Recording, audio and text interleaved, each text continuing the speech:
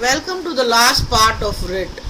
Now we will see the case law on public interest litigation, Husainara Cartoon vs. State of Bihar. Many have regarded this case as the first PIL in India. In this case, the attention of the court focused on an incredible situation of under trial prisoners in Bihar who had been in detention pending trial for a period far in excess of the maximum sentence for their offences.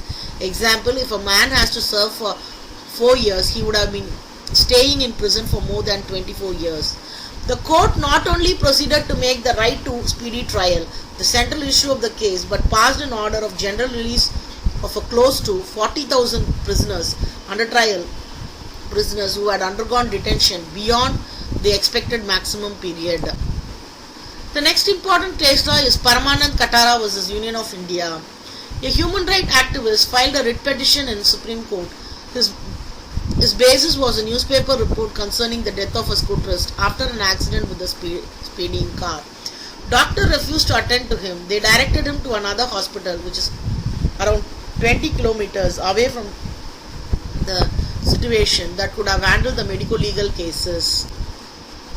Based on the petition, the Supreme Court held that the preservation of human life is of paramount importance. Every doctor at the government hospital or otherwise has the professional obligation to extend his or her service to protect life. There should be no doubt that the effort to save the person should receive the top priority. This applies not only to legal profession but also to police and other citizens as a part of the matter.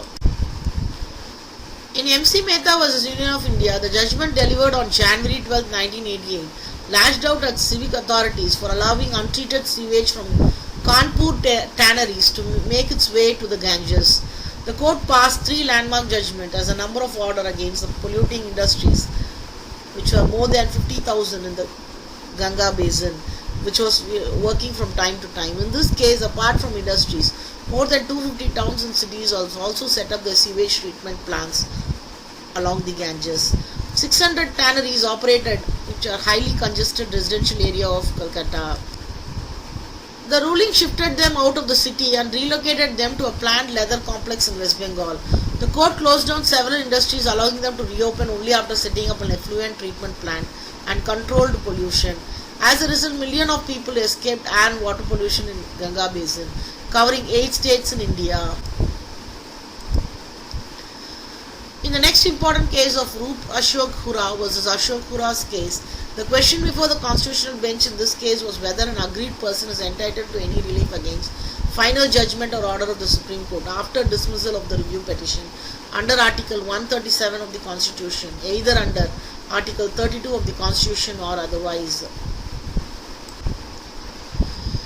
It was held that the final judgment or order passed by the Supreme Court cannot be assailed in an application under Article 32 of the Constitution of India by an aggrieved person, where he is a party to the case or not.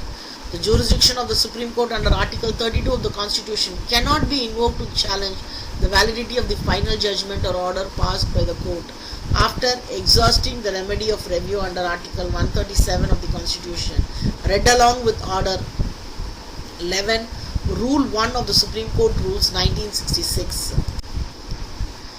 It was pointed out that Article 32 can be invoked only for the purpose of enforcing the fundamental right conferred in Part 3, and it is a settled position in law that no judicial order passed by any superior court in judicial proceedings can be said to violate any of the fundamental rights enshrined in Part 3. It may further be noted that the superior courts of justice do not also fall within the ambit of state or other authorities under Article 12 of the Constitution.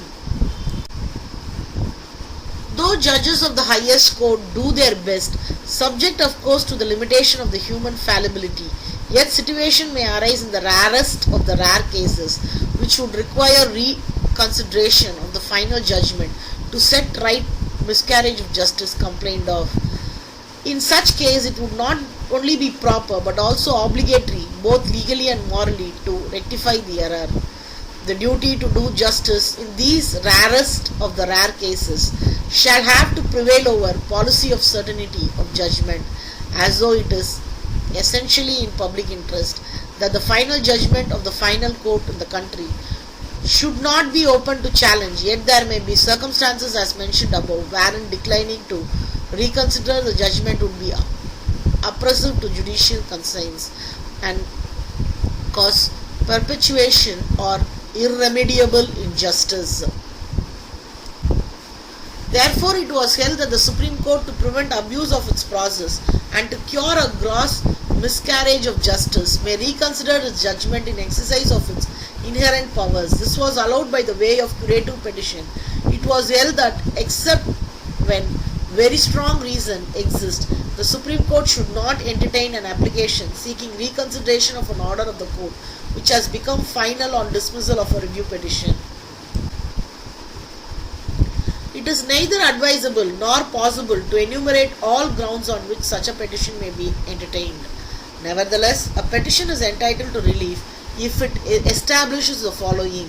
First, violation of principle of natural justice, in that he was not a party to the list, but the judgment adversely affected his interest and he was a party to the litigation. He was not served with the notice of proceedings, or the matter proceeded as if he had no notice to it.